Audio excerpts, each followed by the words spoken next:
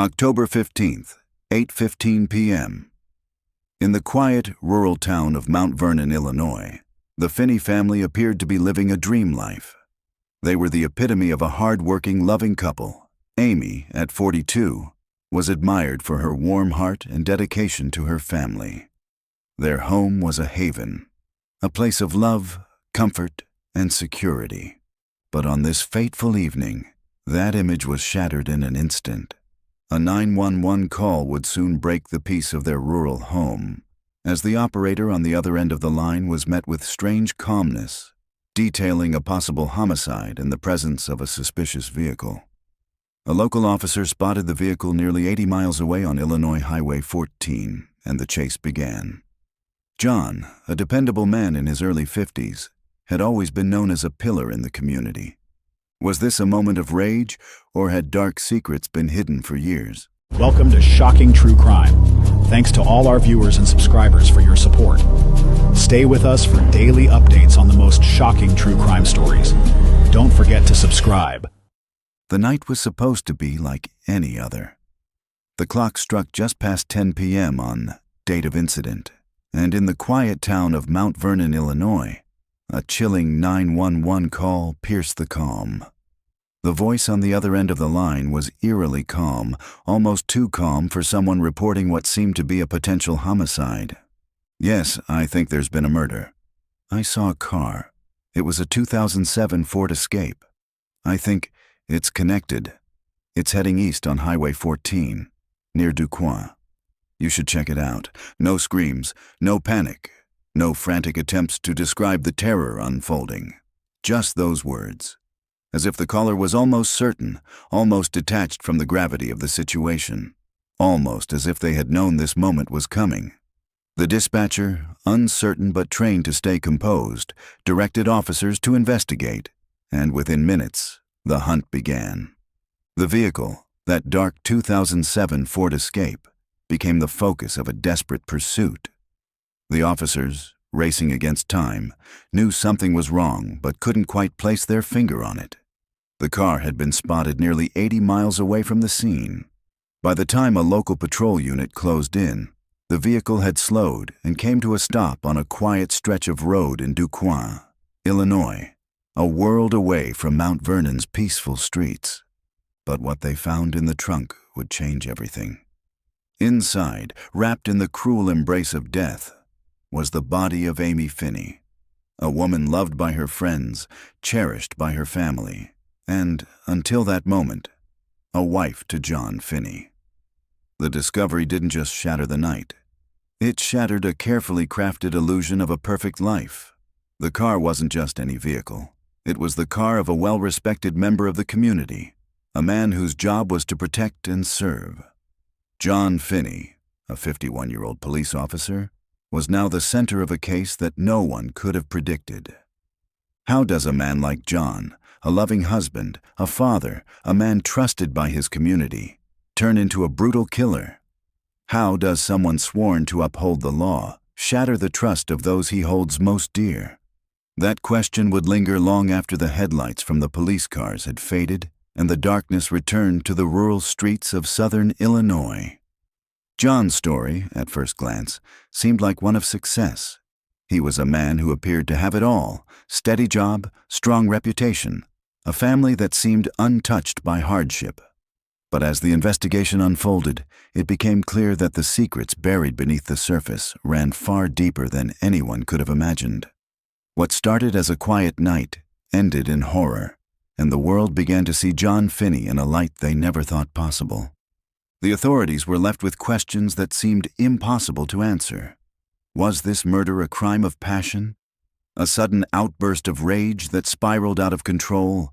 Or had something far darker been festering in the background, only to be triggered on that fateful evening?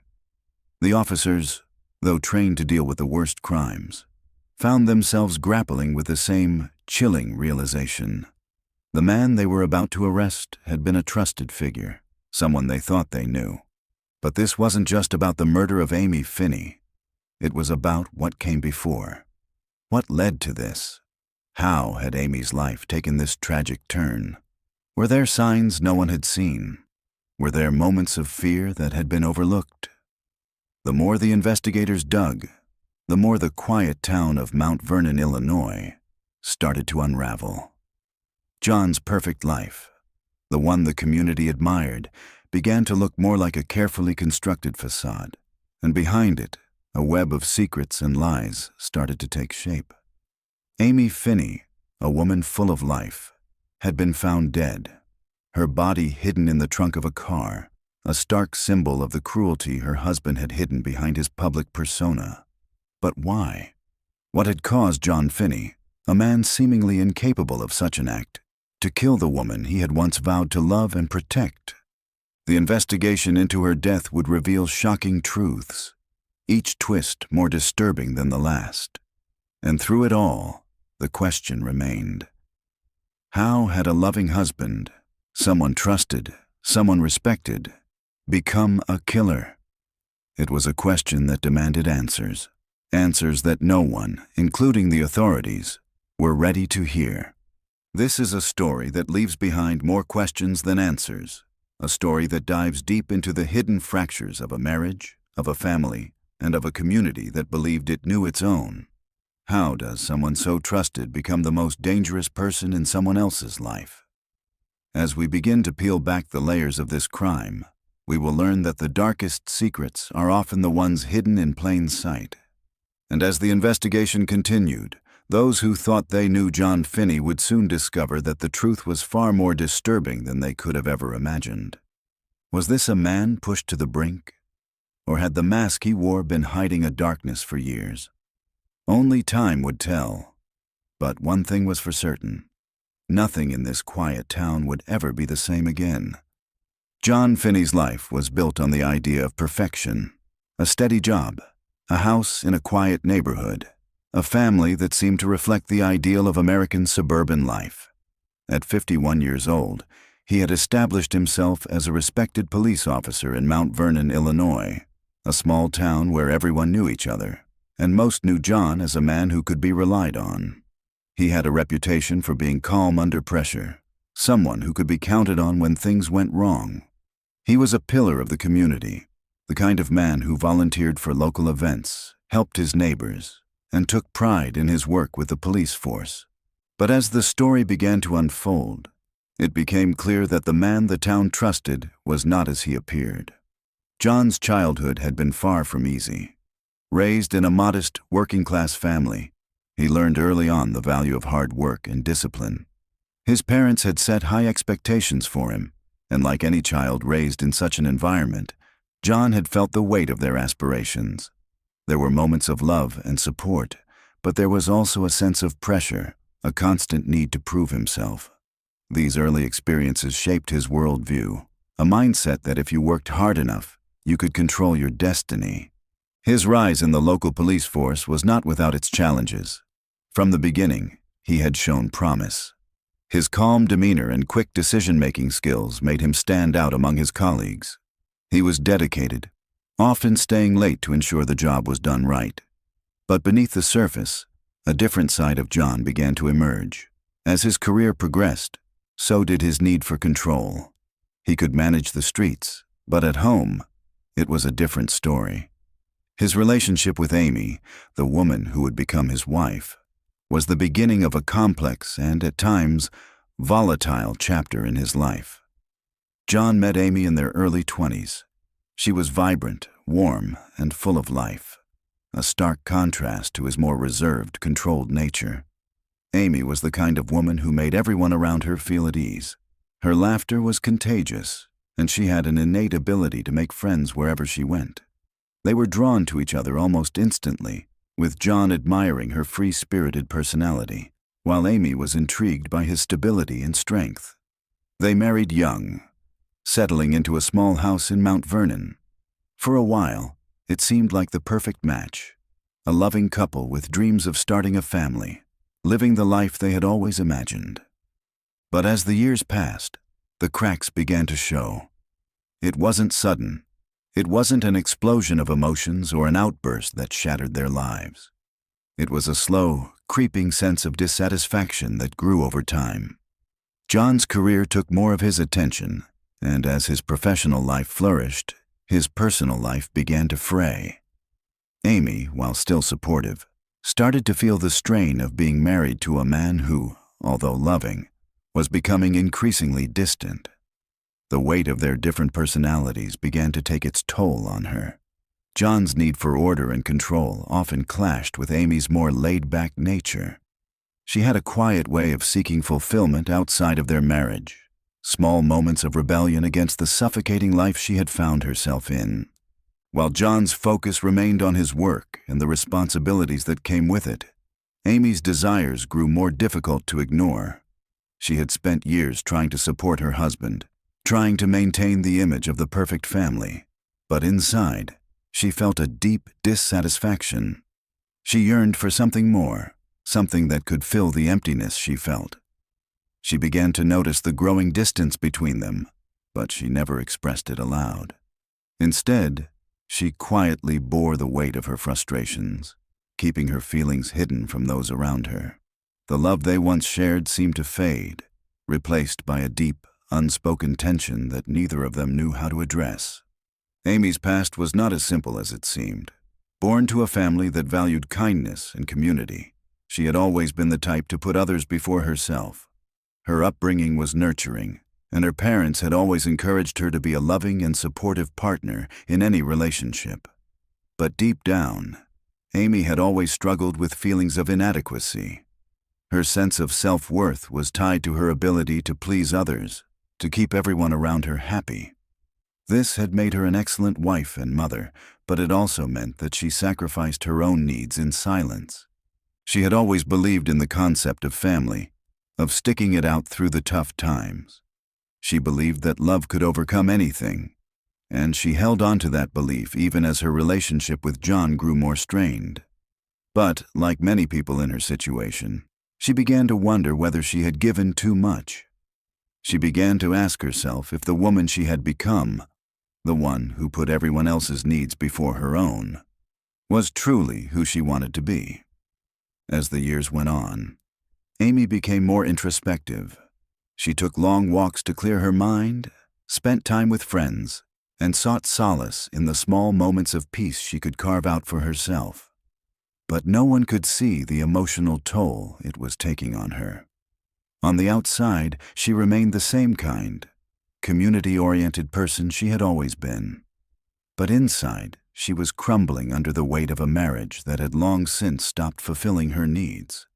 Despite the growing tension between them, there were moments of love, moments when John seemed to pull her back, when he showed her the man he had once been. But these moments became fewer and farther between, until one day, it seemed like they had stopped entirely. It was in those moments of silence, of distant glances and half-hearted conversations, that Amy began to realize that the love she once had for her husband was no longer enough to carry their marriage. But what was she to do? Leave? Fight? She was caught in a web of uncertainty, unable to find the way out. Meanwhile, John, consumed by his role as the family provider and protector, never noticed the subtle changes in Amy. He had his own struggles, his own insecurities, but they were buried beneath layers of responsibility.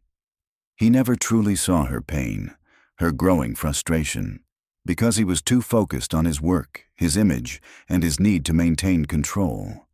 Their relationship had turned into a battle, quietly, in the background. John didn't know it, but he was losing the most important part of his life, the love and trust of the woman he had once promised to cherish. Their marriage, once filled with love and hope, had become a slow erosion of trust, communication, and mutual respect. And when the night of October 19th, 2023, arrived, it was not a spontaneous act of violence. It was the culmination of years of silent disappointments, unspoken resentments, and a relationship that had grown so far apart, there seemed to be no way to reconnect. What was once a union of love had now turned into a cold and unforgiving silence. The tension that had built up over the years finally reached its boiling point. And that night, something inside John snapped. But what exactly drove him to murder the woman he once loved? That, like the cracks in their marriage, would take time to reveal. It was 10:45 p.m. on October 19th, 2023, when the call came in. The voice on the other end of the line was disturbingly calm, almost unsettling in its detachment, considering the gravity of what was being reported. The dispatcher listened carefully, her heartbeat quickening as the voice on the line offered a chillingly precise description of a possible crime scene. "I think there's been a murder," the voice said flatly. "A 2007 Ford Escape, heading east on Highway 14. You need to check it out. It's connected." The words felt out of place, especially coming from a person who wasn't the least bit shaken. No frantic cries, no desperate pleas, just a steady voice, delivering the news as though it were routine. The dispatcher asked for more details, but the caller had none to offer. Just the vehicle's make and model, the direction it was headed, and a gut feeling that this was no simple accident. The police officer on duty that night didn't hesitate. He was given the location and description of the vehicle and began his search, but he had no idea yet how closely this pursuit would bring him to the truth of what had just transpired in the Finneys' quiet home. There was something unnerving about the call. Something felt off. It wasn't just a murder that was being described. It was a scene, a crime, that hadn't fully revealed its true horror yet. As the officer drove down Highway 14, nearly 80 miles east of Mount Vernon, the first glimmer of realization hit. There, just ahead on the road, was the very vehicle described in the call, a 2007 Ford Escape. The car didn't fit the typical description of a car involved in a high-speed chase. It was moving calmly, almost as if the driver knew exactly where they were headed. But why had the caller been so sure of the connection? What had tipped them off to this car being more than just a vehicle on a late-night drive? The officer's heart raced as he called for backup. The tension in the air was thick, even before the chase had begun. The headlights of his squad car cast a long shadow as he followed the vehicle, his instincts telling him that something terrible was unfolding just ahead. Was this a premeditated act? Or was it something darker, something more spontaneous, born out of a moment of unhinged rage? As the Ford Escape continued on its path, a sense of inevitability settled in. The officer kept a steady hand on the wheel, his mind racing through the possibilities. Was the driver someone known to the community? Could this really be connected to the gruesome discovery the caller had hinted at? Every second felt like an eternity as the officer prepared for what was coming next. Then, in a split second, the car slowed. The officer, now just behind the Ford Escape, had a gut feeling it was time to make his move. He radioed for backup once more and activated his sirens. The pursuit had begun. In a quiet stretch of road, under the flickering streetlights, the Ford Escape came to a halt in Duquoin, Illinois. The officer parked a few feet behind the vehicle, stepping out cautiously, his breath visible in the cool night air. The gravity of the moment was suffocating. Every second felt drawn out, suspended in time, as the officer approached the car. He could feel the weight of the situation. What he was about to uncover would shake the community to its core. But there was one question that still loomed in his mind. Who was behind the wheel of the vehicle, and what was their connection to the crime he suspected? In an instant, the officer opened the rear hatch of the Ford Escape, and there it was. The unmistakable horror. The body of Amy Finney, hidden in the trunk, wrapped in a blanket, but her lifeless form betrayed the truth. She had been dead for hours. Her body, once warm with life, now cold, was evidence of a brutal, unimaginable act. The officer stood frozen for a moment, his breath catching in his throat as the realization sank in. What kind of man could do something like this? What had led John Finney, a trusted officer and family man, to commit such an atrocity? As the backup units arrived, the officer quickly called in the discovery. His voice, previously steady, now trembled slightly as he relayed the information. Amy Finney, a well-known figure in Mount Vernon, had been found dead. And the man responsible, the man who had led authorities on a quiet, winding pursuit, none other than her husband, John Finney. The police surrounded the vehicle. The man who had once sworn to protect others was now the prime suspect in the brutal murder of his wife. But as officers confronted John, something unexpected happened. His demeanor was not what they had anticipated. He didn't panic. He didn't react the way someone in his situation might. Instead, John Finney remained eerily calm, as if he was completely disconnected from the gravity of the moment. As the officers cuffed him and read him his rights, there was no sign of remorse, no emotional outburst or desperate confession. His face remained impassive, his eyes hollow as though he had already accepted his fate. Was he in shock? Or was this the face of a man who had already resigned himself to the consequences of his actions? The calmness with which he was arrested only deepened the mystery surrounding his motives. Could it be that John had planned this from the beginning? Or had the brutal act been spurred by something far more impulsive? As John was placed in the back of the squad car, the realization began to set in for the officers on the scene. This wasn't a random act of violence. This wasn't a crime of passion either. The evidence pointed to something more deliberate, more calculated, and far darker than anyone had imagined. For hours, the police would sift through the wreckage of the Finney's life. Forensic experts would comb through the house in Mount Vernon, seeking to piece together the twisted puzzle that had led to Amy's death.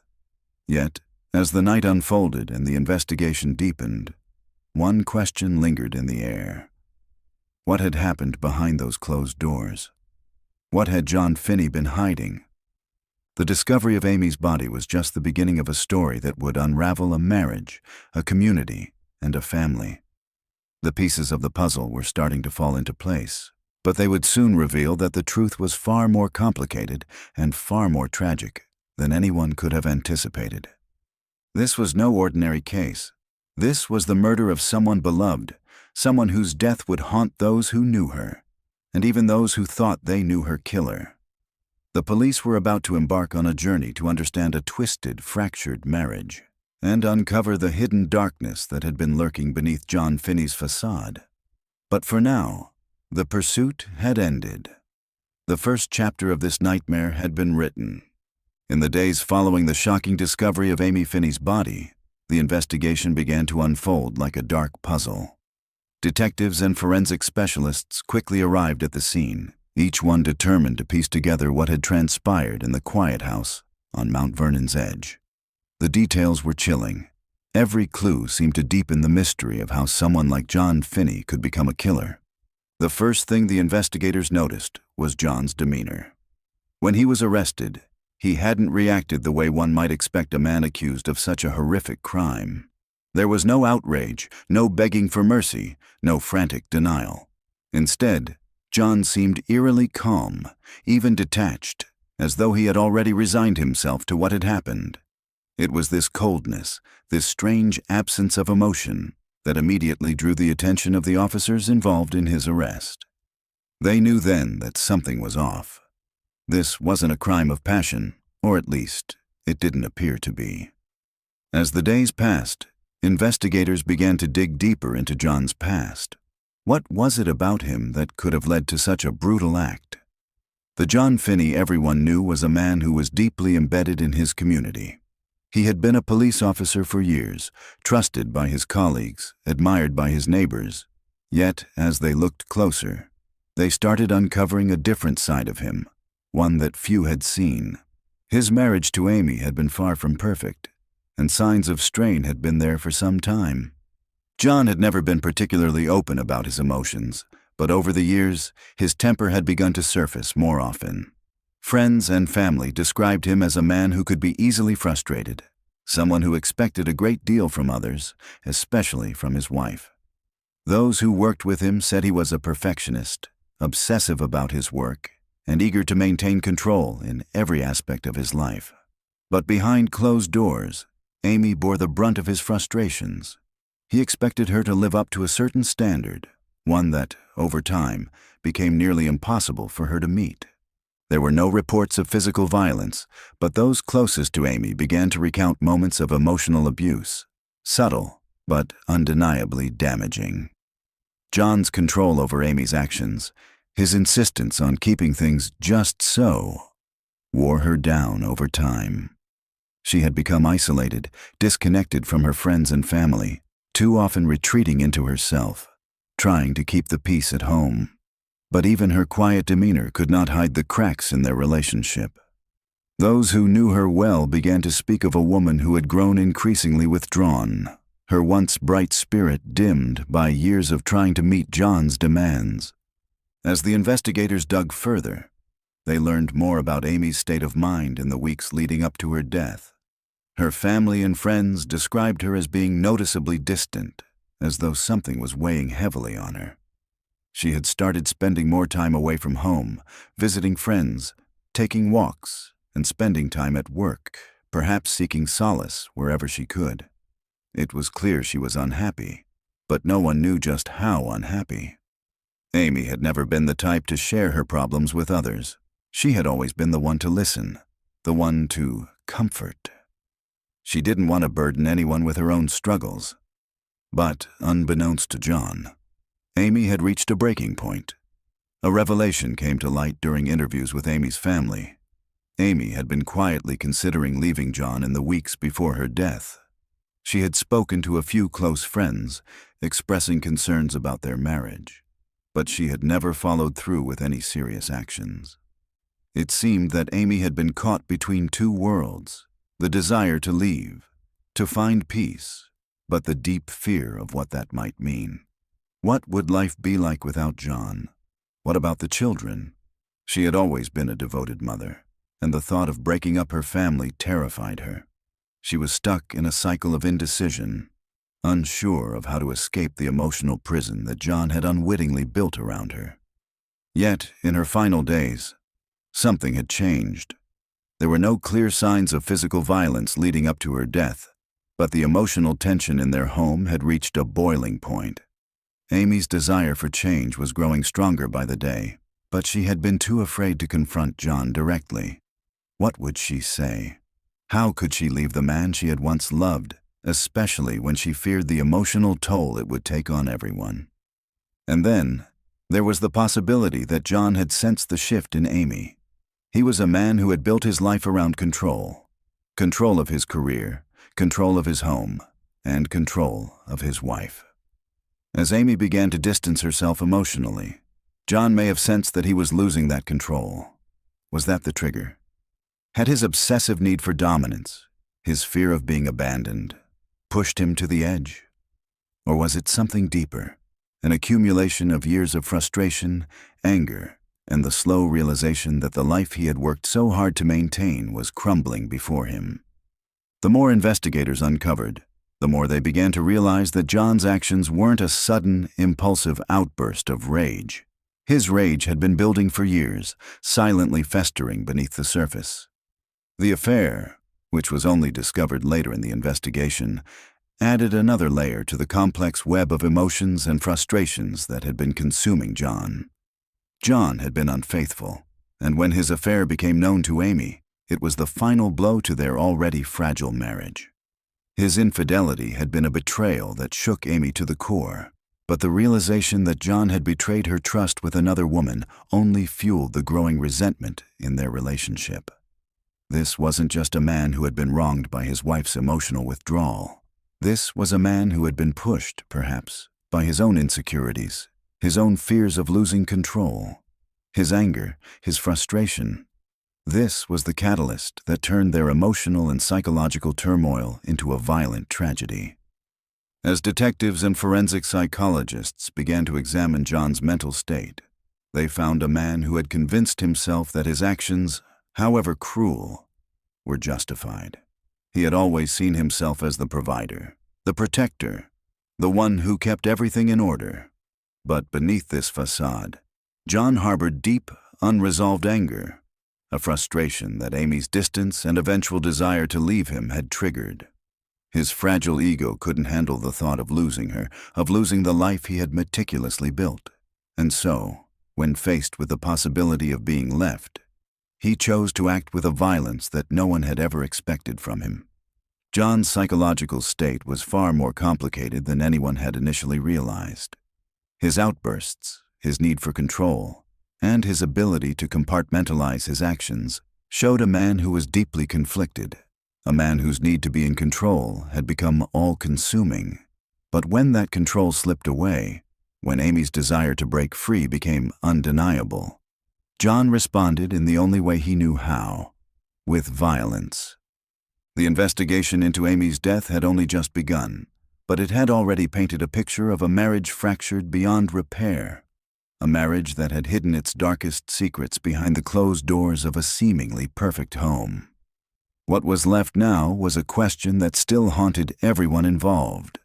How could a man who seemed so capable of caring for others, so trusted by his community, commit such a brutal and senseless act? And yet, as the investigation continued, it became clear that the path to Amy's death wasn't as simple as a crime of passion. It was the culmination of years of unresolved emotions, betrayals, and a man's refusal to let go of the control he believed he was entitled to. In the end, John's darkest fear had come true. He had lost everything. To understand what happened on October 19th, 2023, we need to look back at the years leading up to Amy Finney's tragic death. Their marriage began like many others, a story of love, hope, and promise. John and Amy met in their early 20s, both eager to build a life together. John, reserved and steady, was drawn to Amy's warmth and free-spirited nature. She was the kind of woman who brought light into every room, who made everyone feel like they mattered. In the beginning, their differences seemed complementary. John admired Amy's enthusiasm for life, while she appreciated his calm and grounded personality. They got married young, and soon, a house in Mount Vernon, Illinois, became their home. For a time, it seemed like they were living the dream. They shared a life full of simple joys, weekend barbecues, family gatherings, and the kind of routine that brings a sense of stability. But like many marriages, the cracks began to show slowly, unnoticed at first, then increasingly harder to ignore. John's need for control, though subtle at first, began to seep into every aspect of their life.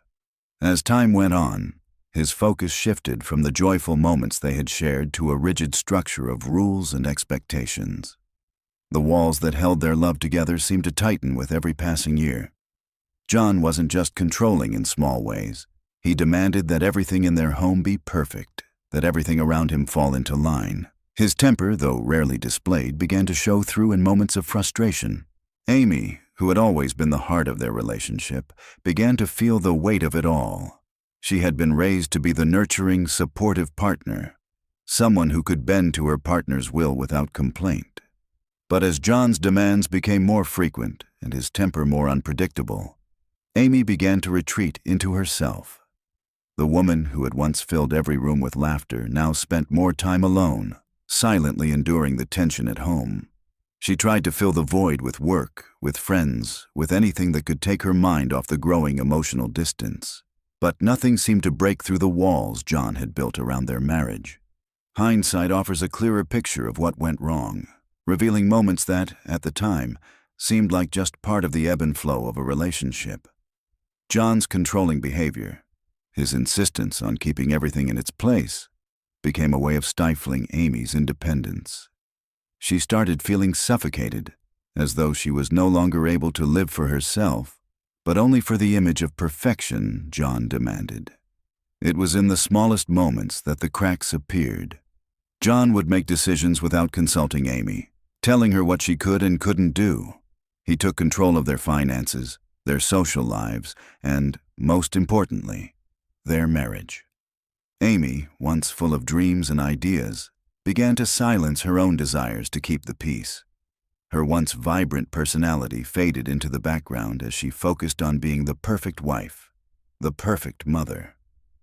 But the more she withdrew, the more John's need for control escalated.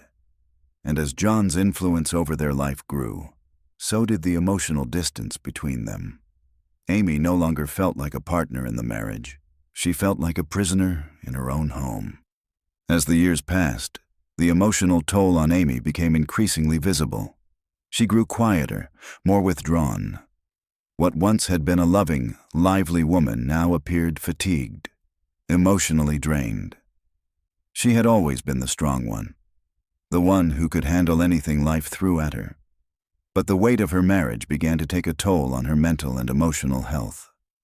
She began to confide in a close friend, someone she trusted, about her fears and struggles at home. She spoke of the growing distance between her and John, the suffocating atmosphere in their home. Her friend noticed the subtle signs of distress, the way Amy's smile never quite reached her eyes, the way she seemed unable to shake the sadness that clung to her like a shadow.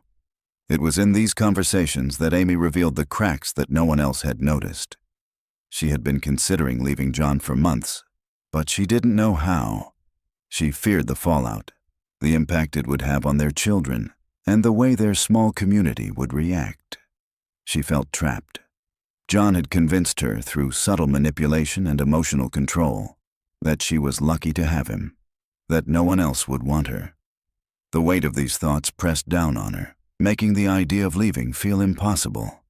But there was more to Amy's story, something darker, something she had never shared with anyone. Investigators later uncovered evidence of John's infidelity. In the weeks leading up to Amy's death, she had discovered John's affair, an emotional betrayal that cut deeper than anything physical could. The discovery shook her to the core. Her trust in him, already fractured, was now shattered. Yet, despite the pain, Amy had not acted on her anger. She had quietly tried to process it, unsure of how to confront him or what to do next. John's affair was not the only dark secret he had kept. Investigators also discovered hints of financial troubles, debts that had been hidden from Amy. For years, John had controlled the family's finances, and it turned out that he had been hiding mounting debts from Amy, who had always believed they were in good financial standing. This discovery, though painful, didn't immediately lead Amy to act. She was, at that time, focused on keeping the family together, on protecting their children from the fallout of John's actions. But now, looking back, it was clear that the weight of John's lies, his infidelity, his financial secrets, his need for control, had slowly driven Amy to a breaking point. Amy had always prided herself on her ability to support others, to be there for her family. But now, she found herself emotionally depleted, struggling to hold the pieces of her life together. Her marriage was a constant source of anxiety, and no matter how hard she tried to make things work, the distance between her and John continued to grow. It wasn't just a marriage falling apart. It was a person's sense of self being eroded by years of emotional manipulation and isolation. Amy began to question who she was, and in those quiet moments, she could feel the life she once knew slipping through her fingers. John, on the other hand, had begun to see Amy's distance as a personal betrayal. His controlling behavior, the affair, and the financial lies were never things he intended to come to light. His reaction was one of denial and frustration. How could Amy, the woman who had stood by him for so long, now want to leave him? The cracks in their relationship that had been forming for years now had a clear dividing line. John couldn't face the possibility of losing control, of losing everything he had worked so hard to maintain. And so, in his mind, there was only one way to stop the inevitable, to ensure that Amy's departure would never happen. The psychological toll on John was immense, but unlike Amy, he couldn't articulate his pain. Instead, he bottled it up, letting it fester into anger. His need for control had become an obsession, and when faced with the possibility of losing everything, he made the choice to act. But the question remained: what drove him to take that final, irreversible step? What was the breaking point for him, and how did he justify such a horrific act? The slow unraveling of their marriage had reached its tragic end, and now, as the investigation moved forward, the pieces of the puzzle began to fall into place. The quiet moments of tension, the unspoken resentments, and the lies that had slowly poisoned their relationship had all led to that fateful night. For Amy, it was the culmination of years of emotional strain, hidden fears, and a quiet desperation to escape. For John, it was the result of his inability to cope with the loss of control and the collapse of the life he had carefully built.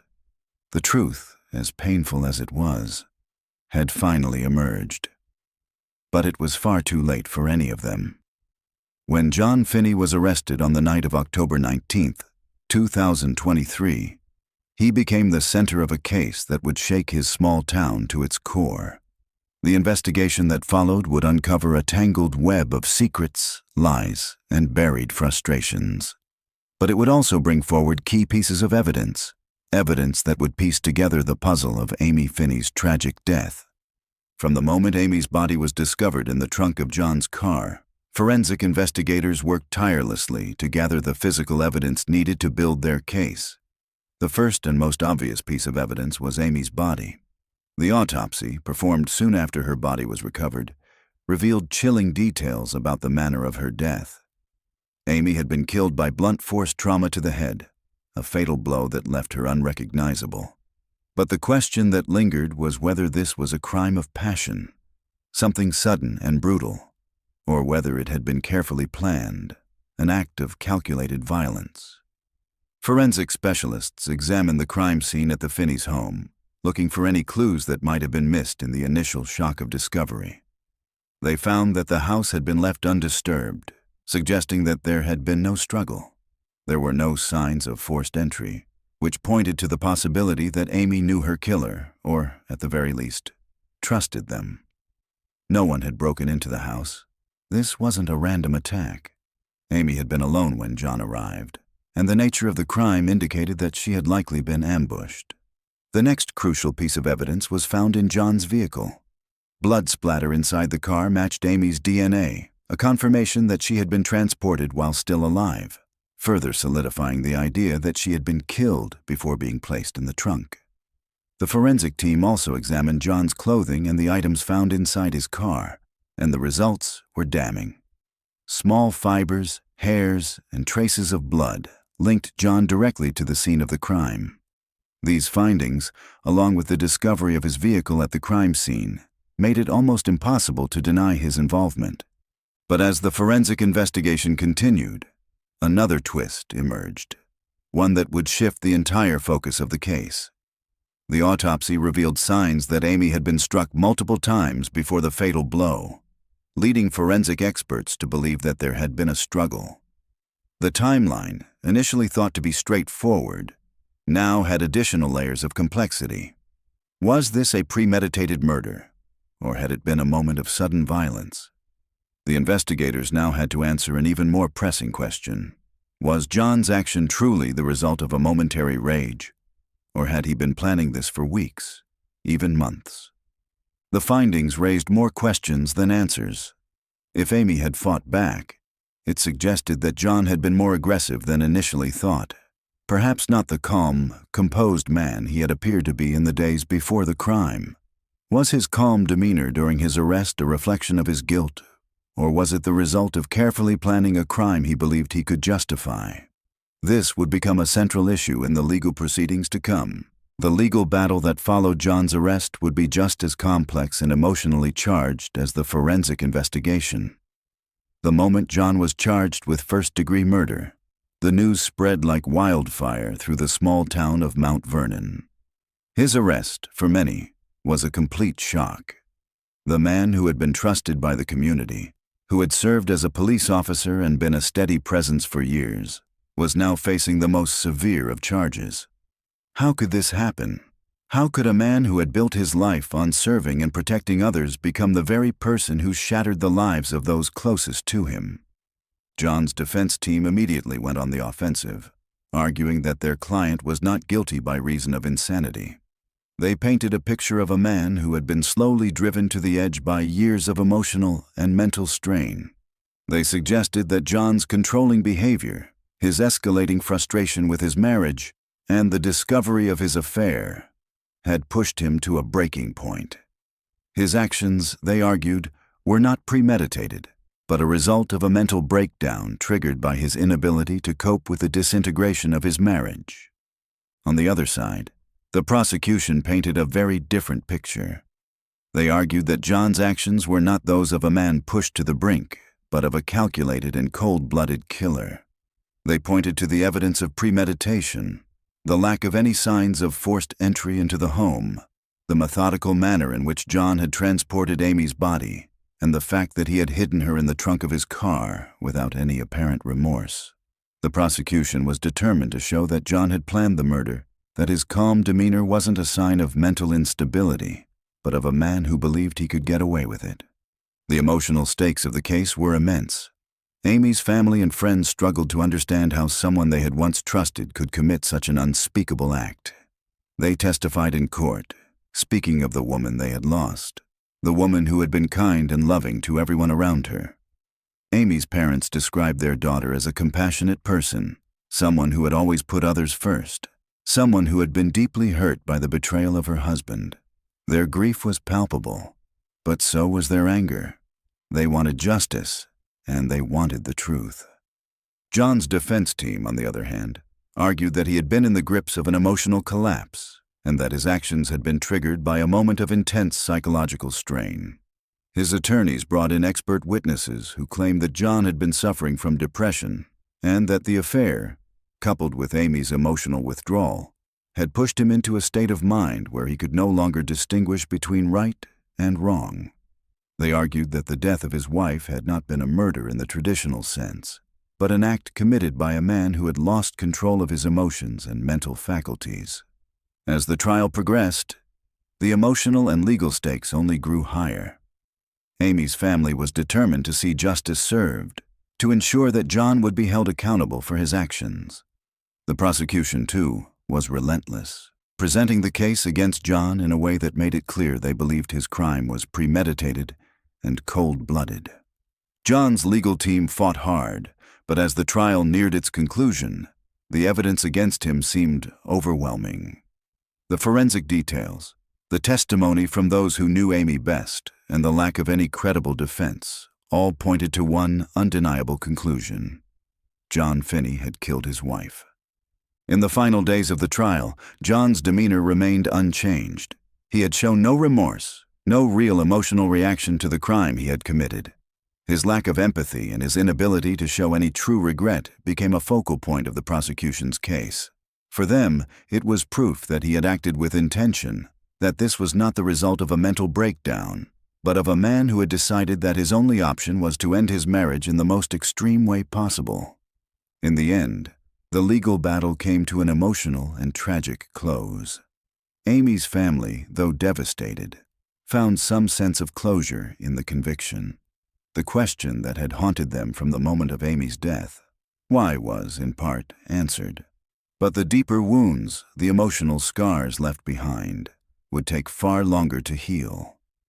As the gavel came down and John Finney was sentenced, it became clear that justice had been served, but no verdict could ever undo the damage done to those whose lives had been irrevocably changed by one man's violent, unforgivable actions. The case had revealed not just the darkness within one man, but the devastating consequences of a marriage built on control, betrayal, and hidden pain. The news of Amy Finney's death sent shockwaves through the small community of Mount Vernon, Illinois. For those who knew her best, the pain of her sudden, brutal loss was compounded by the brutal reality that it had been her own husband, John, who had taken her life. Amy's family was left grappling with the weight of their grief, but they also carried a heavy burden of unanswered questions, questions they could never have imagined asking about the man they once trusted. Amy's parents, in particular, were devastated. Their daughter had always been the light in their lives, kind, compassionate, and deeply devoted to her family. To lose her in such a violent, senseless way left them in a state of disbelief. Amy had been their rock, the one who held the family together, and to know that she had been betrayed by the very man she had loved, the father of her children, left them numb. They struggled to understand how John, whom they had once seen as a devoted husband and father, could commit such a crime. How had they not seen the cracks in their daughter's marriage? Was there something they missed? These questions haunted them, the grief interwoven with a deep sense of guilt. They questioned whether they could have done more, whether they could have intervened to prevent Amy's tragic death. The emotional toll was felt not only by Amy's immediate family, but by her friends as well. Those who had known her for years, who had seen her through the highs and lows of life, were equally stunned by the loss. The woman they had admired, the woman they had laughed with, had been taken from them so violently, and by someone who, until that night, had been a trusted member of their community. For her friends, the question of why was never far from their minds. How could a man who had been so involved in the lives of others, so devoted to his work, so respected in the town, turn into someone capable of such unspeakable violence? As the investigation unfolded and more details about the crime were revealed, the truth of Amy's final days came to light. Her friends learned of her quiet struggles, her desire to leave John, and the deep emotional toll that her marriage had taken on her.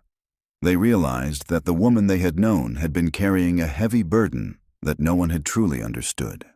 And while they mourned her loss, they also mourned the fact that they had never been able to offer her the support she needed before it was too late. The community, once so familiar with the Finney family, was now shaken to its core. The quiet, peaceful town of Mount Vernon had never seen anything like this before. John, the local police officer, was not just a familiar face to the community. He was a symbol of authority, safety, and trust. To learn that he was the one who had killed his wife felt like a betrayal on a scale no one could comprehend. The townspeople, many of whom had known John for years, were left reeling. How could someone so trusted, so ingrained in the community, turn so violently against the woman he had once vowed to protect? As the truth about John's actions began to spread, the shock only deepened. People who had been his friends now found themselves questioning everything they had known about him.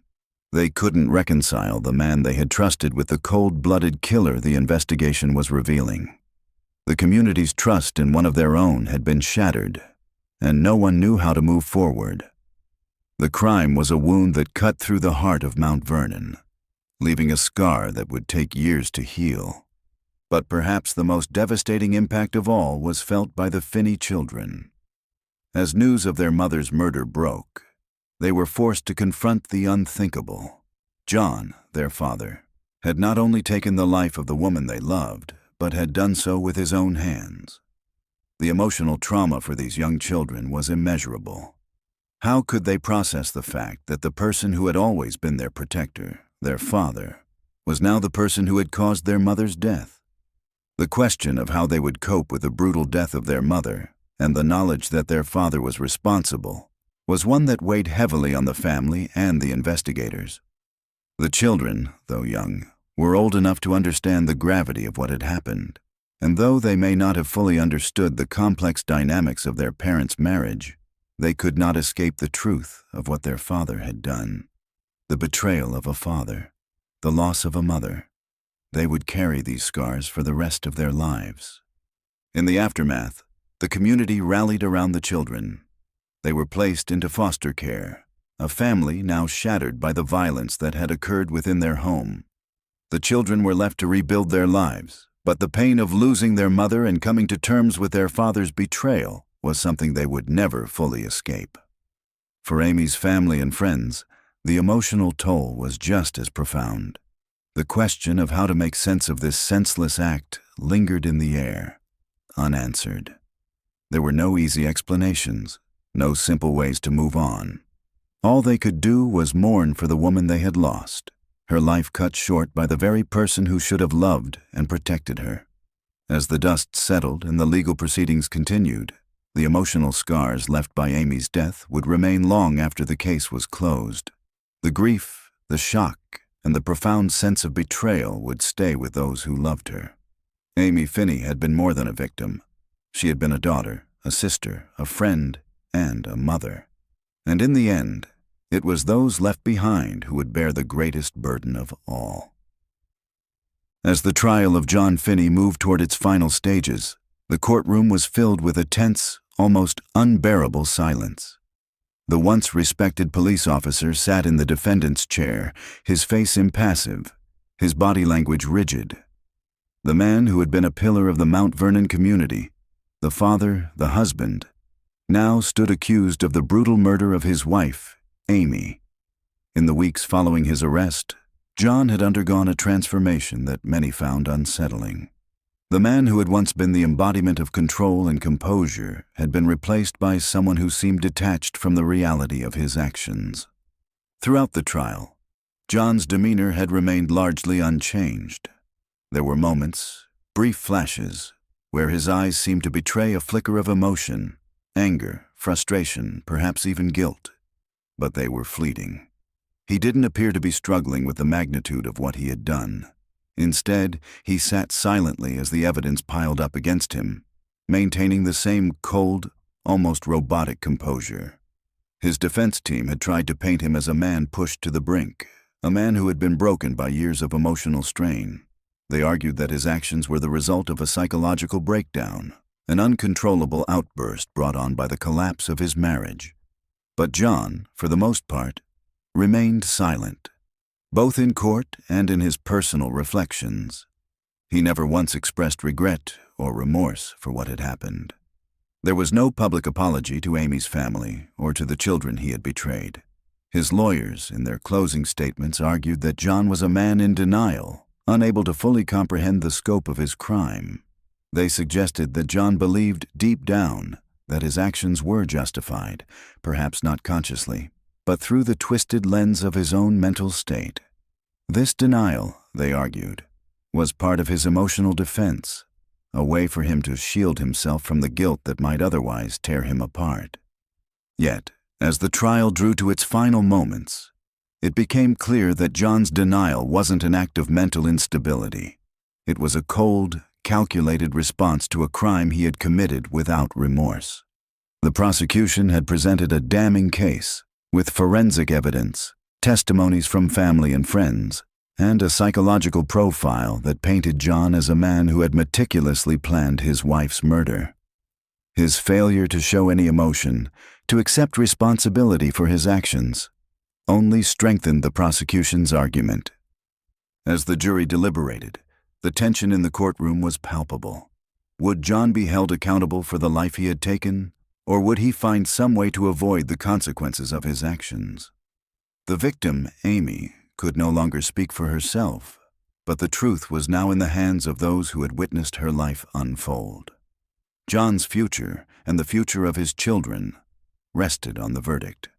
Would they find justice, or would John be allowed to escape the weight of his crime, just as he had escaped emotional accountability for so many years? The final moments of the trial were like a slow, agonizing countdown.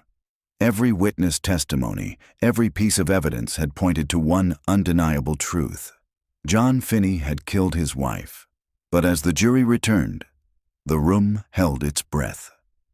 The verdict would come soon, and with it, the long-awaited answer to the question that had haunted everyone involved.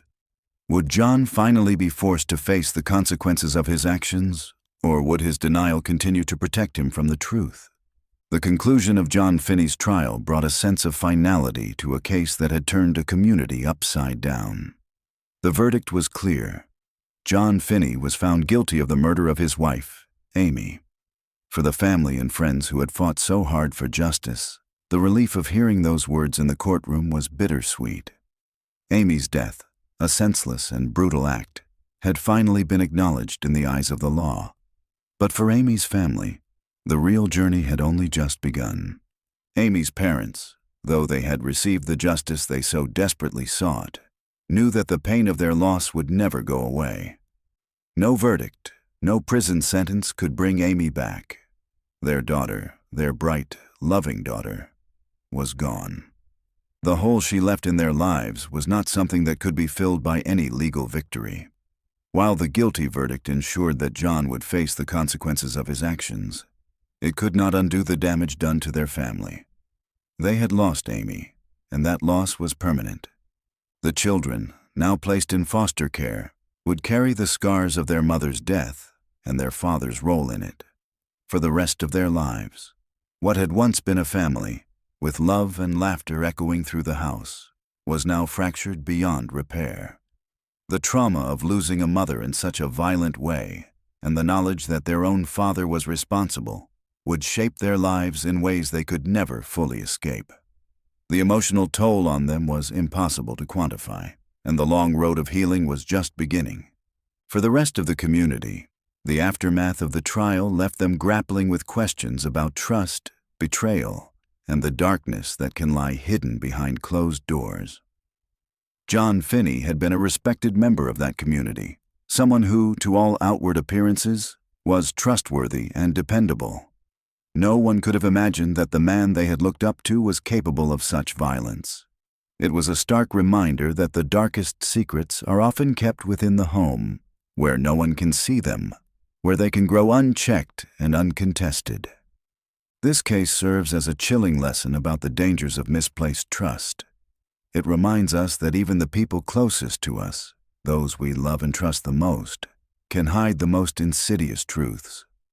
Amy's story, tragic as it is, shines a light on the fragile nature of human relationships and the ways in which manipulation, control, and emotional abuse can slowly erode love until there is nothing left but pain and devastation.